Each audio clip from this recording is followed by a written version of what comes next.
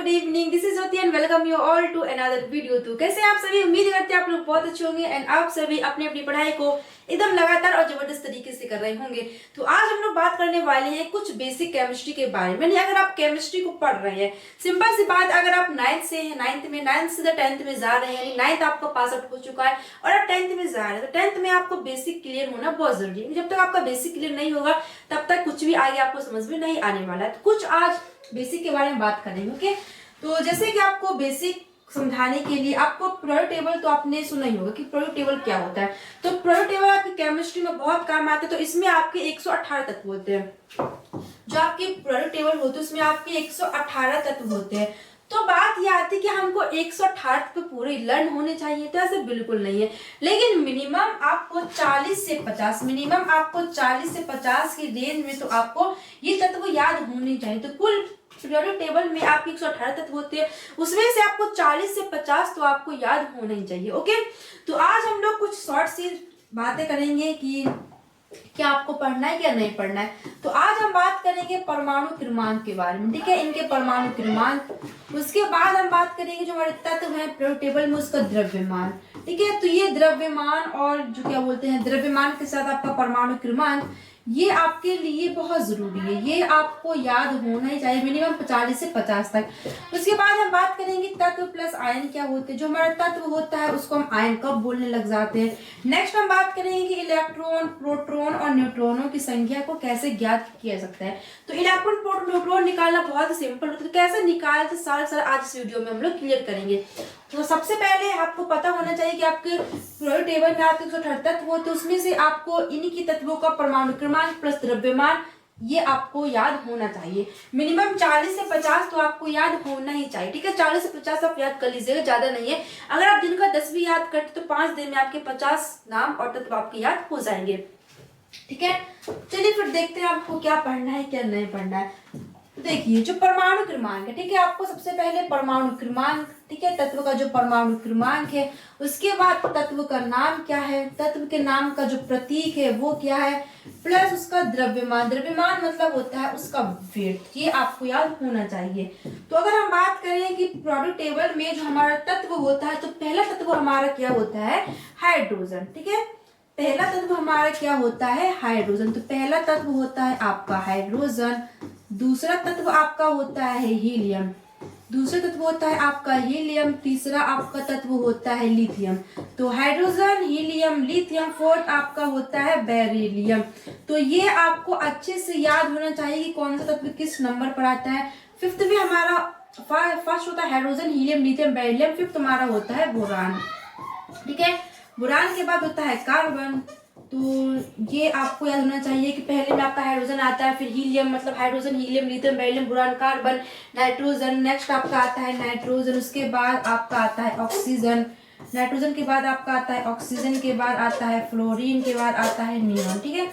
Oxygen, फिर आता है आपका फ्लोरीन और फिर आता है आपका नियॉन। तो ये आपके 10 तक है, ठीक है, ये आपके 10 तक है। तो ये आपको याद होना चाहिए कि hydrogen, helium, lithium, beryllium, boron, carbon, nitrogen, oxygen, fluorine, neon. अब इनका प्रतीक क्या होता है। तो आपकी जो पीरियोडिक टेबल होती है उसमें आप 118 तत्व होते हैं। तो 118 में से जो आपके सीरियल वाइज होते हैं ना, तो वो ये होते हैं, इनका क्रम ये होता है, पहले आपका हाइड्रोजन आता है, फिर आपका हीलियम आता है, फिर आपका लिथियम आता है, फिर बेरिलियम आता है, फिर boron, carbon, nitrogen, oxygen, fluorine, sodium, magnesium, aluminium, silicon, phosphorus, sulphur, chlorine, ये सब आते हैं आपके, ठीक है। अब इनका जो तत्व है वो आपको रिमेम्बर होना है। तत्व क्या होता है, इनको प्रतीक जो होता है, तत्व बोलते हैं इनके जो प्रतीक होते हैं, मतलब इन तत्वों का जो प्रतीक होता है उसको किससे डिनोट करते हैं।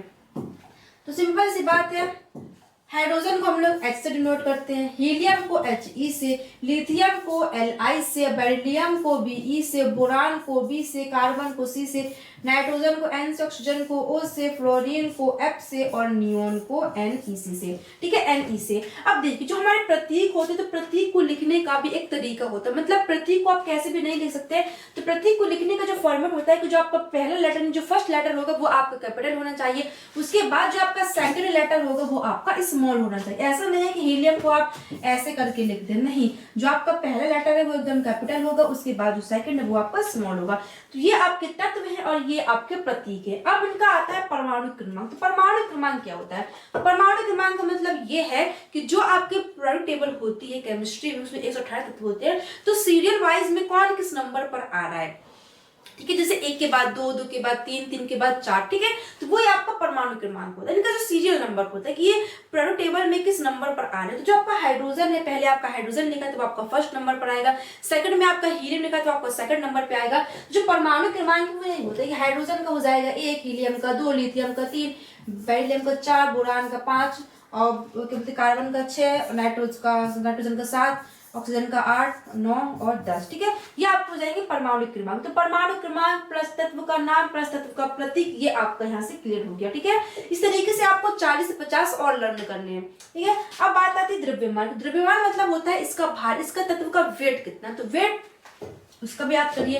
तो हाइड्रोजन का वेट आपका 1 होता है, हीलियम आपका परमाणु क्रमांक 2 होता है, तो हीलियम का जो द्रव्यमान संख्या होती है वो आपकी 4 होती है, लिथियम की द्रव्यमान संख्या आपकी 7 होती है, बेरिलियम की आपकी 9 होती है, बोरान की आपकी 11 होती है, कार्बन की जो द्रव्यमान संख्या वो 12 होती है, ठीक, कार्बन के बाद आता है नाइट्रोजन की 14 होती है, ऑक्सीजन की आपकी 16 होती है, और एफ यानी फ्लोरीन की आपकी 19 होती है, और एन कहेंगे भाई इन नियॉन की आपकी क्या होती है 20 होती है। तो ये आप सही है, ठीक है। तो यहाँ पर आपका परमाणु क्रमांक है, ये आपके तत्व हैं, और ये आपके प्रतीक प्लस ये आपको द्रव्यमान संख्या है। तो ये आपको चारों चीज याद होनी चाहिए, मिनिमम इतना तो आपको याद होना ही चाहिए। बाकी जो संयोजकता है, ऑक्सीकरण संख्या, ये कैसे निकलती वो हम किसी और वीडियो में डिस्कस करेंगे। तो सबसे बेसिक से स्टार्ट करें तो आपको जो तत्व होते हैं उसके नाम याद होना चाहिए, मिनिमम 40 से 50 याद होने चाहिए, प्लस उसका प्रतीक याद होना चाहिए, प्रतीक के साथ उसका परमाणु क्रमांक क्या और उसके साथ आपका द्रव्यमान संख्या क्या है। तो ये 4 चीज आपको बेसिकली याद होनी चाहिए, ओके। अब हम जैसे बात करते हैं तत्व प्लस आयन क्या होते हैं। जैसे आपका ये हाइड्रोजन ये तत्व है, हीलियम ये आपका तत्व है, लिथियम ये आपका तत्व है। तो जो परमाणु आप लोगों ने सुना होगा, परमाणु का नाम आपने बहुत सुना होगा 9th में, तो परमाणु क्या होता है। तो उससे पहले आप ये समझिए कोई भी ऐसा तत्व है, कोई भी तत्व मान लीजिए, कोई ऐसा नाम नहीं, जितने भी आपके तत्व, जितने आसपास चीजों को देखते हैं वो सारी के सारे तत्व है, पदार्थ है ना। तो वो तत्व पदार्थ किससे मिलकर बना होता है, परमाणु से मिलकर बना, किससे, परमाणु से मिलकर आपका प्रत्येक तत्व प्रत्येक पदार्थ बना होता है, ठीक है। और परमाणु क्या होता है, परमाणु एक इतना छोटा सा कण होता है कि उसको नॉर्मली हम आंखों से देखें तो वो दिखता नहीं है। यानी मान लीजिए ये आपको कोई तत्व, मान लीजिए कोई कंकड़ यानी पत्थर है, तो इसको आप जब तक टुकड़े करें, जब तक एक ऐसा हिस्सा ना आ जाए उसको हम टुकड़े ना कर सकते, उसको विभाजित ना कर सकते। मतलब किसी भी, अगर हम इस पेन को तोड़ रहे हैं तो उसको जब तक इसके टुकड़े करें और लास्ट में कोई इतना छोटा कण मिले कि उसके टुकड़े ही ना किए जा सके, तो वो हमारा होता है परमाणु, ठीक। मतलब सबसे सूक्ष्म कण होता है जिसको टुकड़े नहीं, मतलब जिसको विभाजित नहीं किया जा सकता, वो हमारा परमाणु होता है, ठीक है। तो वो हमारा होता है परमाणु, सिंपल। अब मैंने आपको बोला तत्व प्लस आयन। तत्व क्या होता है, आयन क्या होता है। तत्व होता है जैसे मान लीजिए सोडियम है, तो सोडियम क्या है, ये आपका एक तत्व है। सोडियम क्या है, ये तत्व है। और जैसे ही आपका सोडियम में ये पॉजिटिव लग, जैसे ही आपके सोडियम में ये पॉजिटिव लग गया तो ये क्या हो जाएगा, ये आपका तत्व था और ये आपको क्या बन जाएगा, आयन बन जाएगा।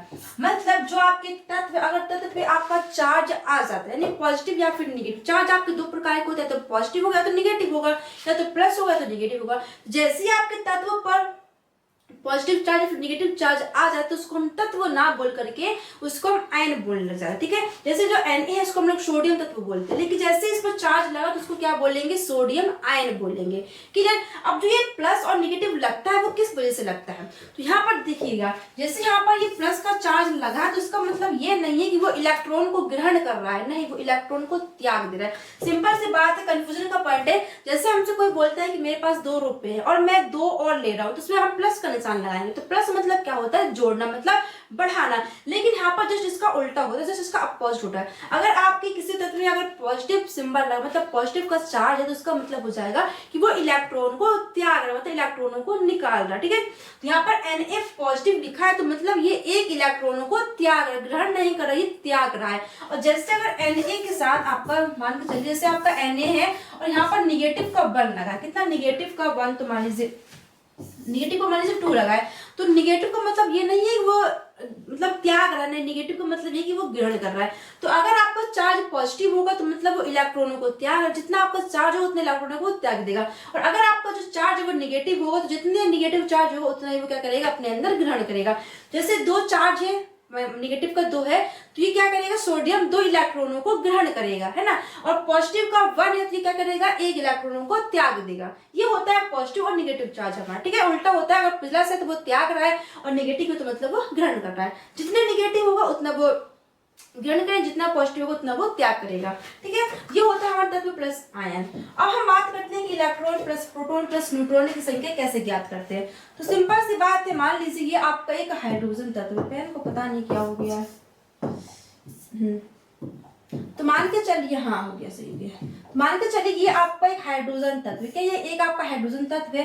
तो ये हाइड्रोजन तत्व का आपको परमाणु क्रमांक या ध्रुवण जिसका परमाणु क्रमांक क्या, तो हाइड्रोजन का परमाणु क्रमांक होता है 1 प्लस उसका द्रव्यमान संख्या होती है 1। ये आपका है हाइड्रोजन तत्व जिसका परमाणु क्रमांक 1 है, जिसका द्रव्यमान संख्या 1 है। तो ये हमको चीज याद होनी चाहिए।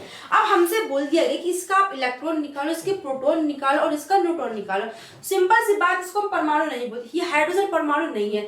अब हाइड्रोजन परमाणु इसको क्यों बोल सकते हैं, क्योंकि जो आपका ये हाइड्रोजन तत्व है, तो प्रत्येक तत्व आपका परमाणु से मिलकर बना होता है, प्रत्येक तत्व आपका परमाणु से मिलकर बना होता है। तो इस हाइड्रोजन तत्व में परमाणु के गुण मौजूद हैं। और परमाणु क्या होता है, बहुत ही छोटा कण जिसके विभाजित नहीं किया जा सकता, वो हमारा परमाणु होता है। तो लाइक इसको हम समझने से पहले थोड़ा परमाणु की संरचना समझते हैं। जो आपका एक परमाणु होता है, तो परमाणु में आपकी बेसिकली 4 चीज होती है, ठीक है। मान लीजिए ये आपका छोटा सा परमाणु है, परमाणु बहुत छोटा जिसको देख भी नहीं सकते, ठीक है। तो आपके परमाणु में एक आपका होता है नाभिक, परमाणु के अंदर आपका नाभिक होता है और उस नाभिक के अंदर आपके प्रोटॉन होते हैं, क्या नाभिक के अंदर आपके प्रोटॉन प्लस न्यूट्रॉन होते हैं, क्या प्रोटॉन प्लस न्यूट्रॉन आपके नाभिक के अंदर होते हैं, प्लस होता है इलेक्ट्रॉन। तो एक परमाणु में, परमाणु की जो संरचना होती है उस तरीके से होती है कि परमाणु के अंदर आपका नाभिक होगा, नाभिक में आपके प्रोटॉन और न्यूट्रॉन होगा, उस न्यूट्रॉन और प्रोटॉन के चारों और आपका इलेक्ट्रॉन चक्कर लगाता है, ठीक। समझिए कैसे।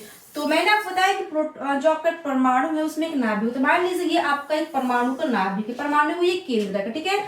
परमाणु केंद्र को, तो इस केंद्रक में आपके प्रोटॉन प्लस न्यूट्रॉन होगा, ठीक है। केंद्रक के अंदर ही आपका प्रोटॉन और न्यूट्रॉन होता है और इसके चारों ओर क्या होते हैं, इलेक्ट्रॉन जो होते हैं वो चक्कर लगाते हैं, क्या लगाते हैं, जो इलेक्ट्रॉन है वो इसके चारों ओर चक्कर लगाते हैं। तो आपको ये परमाणु की संरचना है। तो परमाणु का जो केंद्रक होता है, जो परमाणु का नाभिक होता है, नाभिक मतलब सेंटर मतलब जिसका केंद्रक होता है, बीच का हिस्सा। तो परमाणु का जो केंद्रक होता है उसमें अंदर, केंद्रक के अंदर ही आपके प्रोटॉन और न्यूट्रॉन मौजूद होते हैं और इसके चारों ओर जो आप देख रहे हैं, है ना, वो आपके इलेक्ट्रॉन, मतलब प्रोटॉन और न्यूट्रॉन के चारों ओर आपके इलेक्ट्रॉन चक्कर लगाते, मतलब घूमते रहते हैं। और ये जो आप देख रहे हैं इसको क्या बोलते हैं, कक्षक बोलते हैं, मतलब कक्ष बोलते हैं इसको।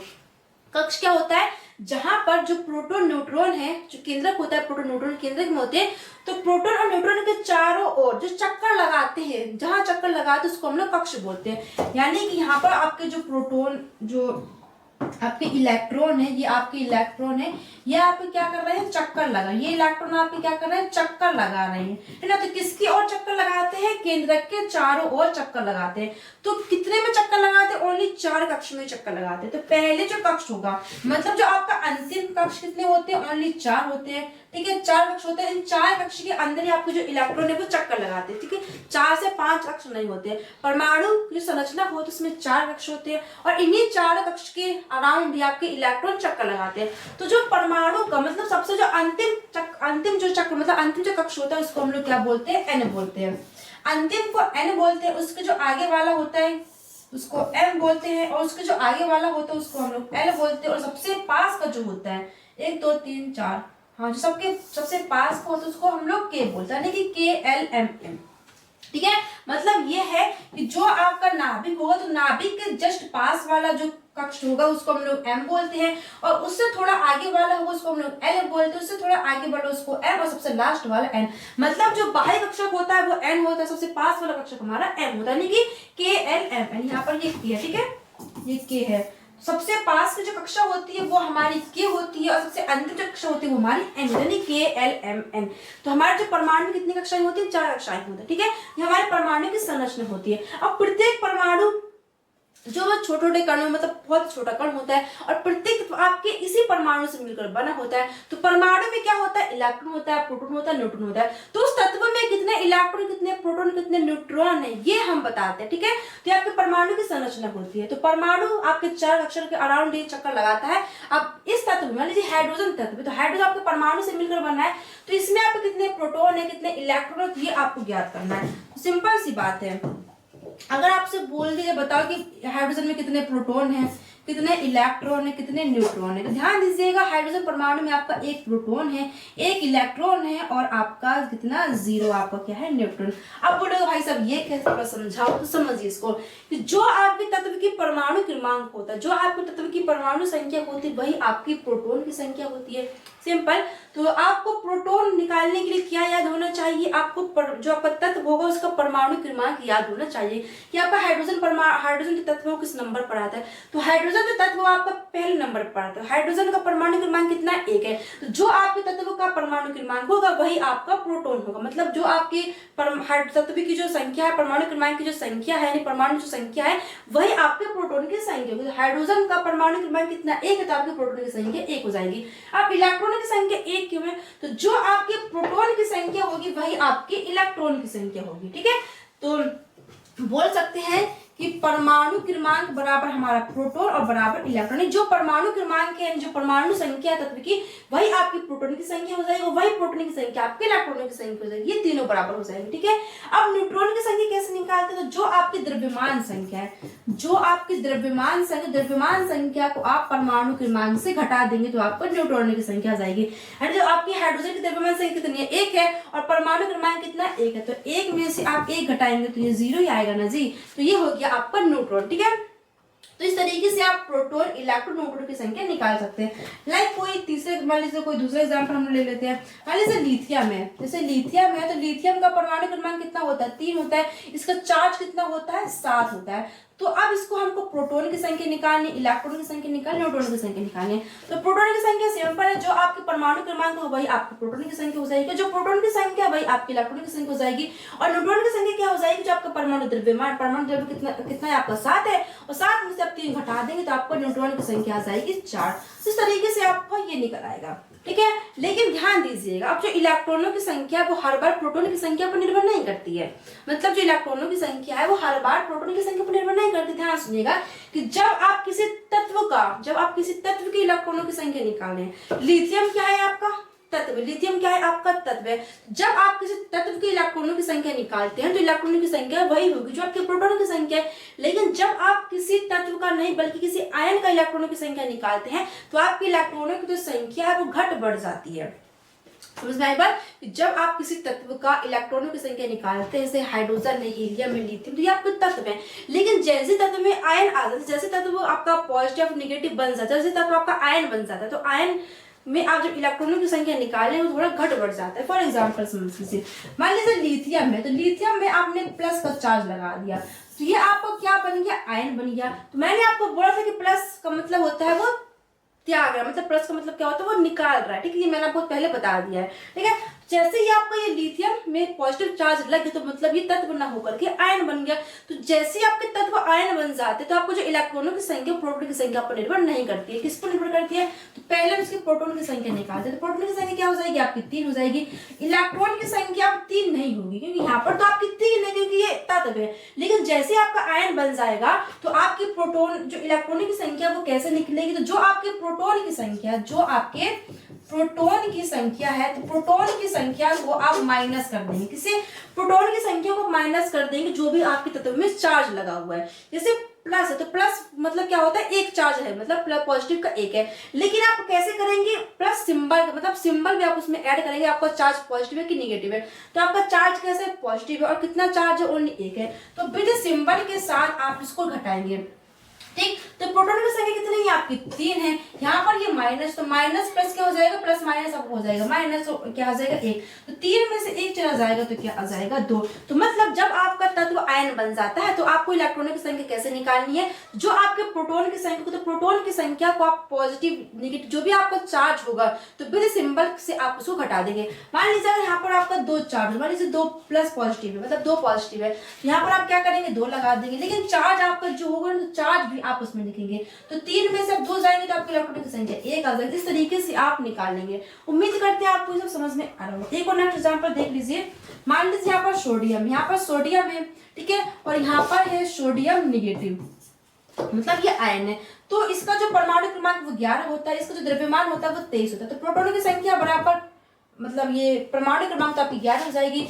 इलेक्ट्रॉन जो प्रोटॉन की संख्या होती है आपके इलेक्ट्रॉनों की संख्या, न्यूट्रॉन मतलब क्या होता है 23 में से 11 जाएंगे तो आपको क्या आ जाएगा 12, मतलब न्यूट्रॉनों की संख्या जो द्रव्यमान संख्या उसको परमाणु क्रमांक से घटा देंगे। लेकिन तत्व आपका आयन बन गया, तो आयन में आप क्या करेंगे, तो प्रोटॉन की संख्या तो आपकी 11 ही रहेगी, लेकिन इलेक्ट्रॉन की संख्या जो है प्रोटॉन की संख्या ना होकर के प्रोटॉन की संख्या जितना आपका चार्ज है उसको आप घटा देंगे।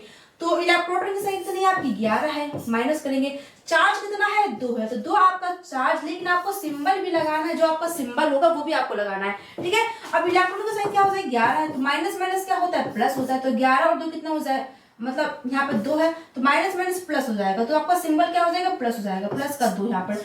तो इलेक्ट्रॉन आप कितने हो जाएंगे 11 2 आपके और 13, तो आपके इलेक्ट्रॉनों की संख्या कितनी हो जाएगी 13 हो जाएगा, न्यूट्रॉनों की संख्या तो आपकी 12 ही रहेगी, ठीक है। तो मतलब ये है कि अगर आप तत्व आपका आयन बनता है तो आपकी जो इलेक्ट्रॉनों की संख्या वो घट और बढ़ जाती है। कैसे बढ़ेगी, जो आपके प्रोटॉन की संख्या होगी तो प्रोटॉन की संख्या को घटा देंगे उसके चार्ज के हिसाब, तो जो आपका पॉजिटिव चार्ज होता है पॉजिटिव साइन लगाएंगे और नेगेटिव होता है नेगेटिव का साइन लगाएंगे। तो इस तरीके से आप इलेक्ट्रॉन प्रोटॉन की संख्या निकाल सकते हैं। तो उम्मीद करते हैं आपको इतना सब कुछ समझ में आया होगा। तो मिलते हैं फिर आगे, इसके जो आएगा कॉन्सेप्ट है समझते कैसे निकालते हैं, है ना, और बाकी इलेक्ट्रॉन विन्यास जो कि एलिमेंट्स में कक्षा में कैसे अपने इलेक्ट्रॉन विन्यास करते हैं, साथ में जो भी है इन द डिटेल में वो नेक्स्ट वीडियो में डिस्कस करेंगे। इतना आप लोग अच्छे समझिए क्योंकि ये बहुत इंपॉर्टेंट है, ये आप एकदम बेसिक है, ओके। तो बेसिक स्ट्रॉन्ग कीजिए, बाकी आएगा तो आपको स्ट्रॉन्ग हो ही जाएगा। तो चलिए फिर मिलते हैं नेक्स्ट वीडियो, तब तक सभी को thank you, all the best and take care.